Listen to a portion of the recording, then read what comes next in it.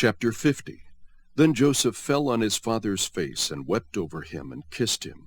Joseph commanded his servants the physicians to embalm his father. So the physicians embalmed Israel. Now 40 days were required for it, for such is the period required for embalming. And the Egyptians wept for him 70 days. When the days of mourning for him were past, Joseph spoke to the household of Pharaoh, saying, If now I have found favor in your sight, please speak to Pharaoh, saying, My father made me swear, saying, Behold, I am about to die. In my grave which I dug for myself in the land of Canaan, there you shall bury me. Now therefore, please let me go up and bury my father, then I will return. Pharaoh said, Go up and bury your father as he made you swear. So Joseph went up to bury his father, and with him went up all the servants of Pharaoh, the elders of his household, and all the elders of the land of Egypt, and all the household of Joseph, and his brothers, and his father's household. They left only their little ones and their flocks and their herds in the land of Goshen. There also went up with him both chariots and horsemen, and it was a very great company. When they came to the threshing floor of Atad, which is beyond the Jordan, they lamented there with a very great and sorrowful lamentation, and he observed 7 days mourning for his father. Now when the inhabitants of the land, the Canaanites, saw the mourning at the threshing floor of Atad, they said, This is a grievous mourning for the Egyptians.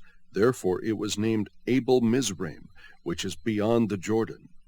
Thus his sons did for him as he had charged them. For his sons carried him to the land of Canaan, and buried him in the cave of the field of Machpelah before Mamre, which Abraham had bought along with the field for a burial site from Ephron the Hittite.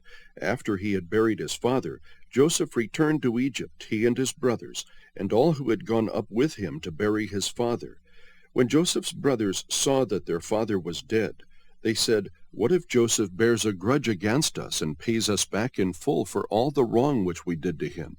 So they sent a message to Joseph, saying, Your father charged before he died, saying, Thus you shall say to Joseph, Please forgive, I beg you, the transgression of your brothers and their sin, for they did you wrong. And now please forgive the transgression of the servants of the God of your father. And Joseph wept when they spoke to him. Then his brothers also came and fell down before him and said, Behold, we are your servants. But Joseph said to them, Do not be afraid, for am I in God's place? As for you, you meant evil against me, but God meant it for good, in order to bring about this present result, to preserve many people alive. So therefore, do not be afraid. I will provide for you and your little ones. So he comforted them and spoke kindly to them. Now Joseph stayed in Egypt, he and his father's household, and Joseph lived 110 years. Joseph saw the third generation of Ephraim's sons. Also the sons of Machir, the son of Manasseh, were born on Joseph's knees. Joseph said to his brothers, I am about to die, but God will surely take care of you and bring you up from this land to the land which he promised on oath to Abraham, to Isaac, and to Jacob. Then Joseph made the sons of Israel swear, saying, God will surely take care of you, and you shall carry my bones up from here. So Joseph died at the age of 110 years, and he was embalmed and placed in a coffin in Egypt.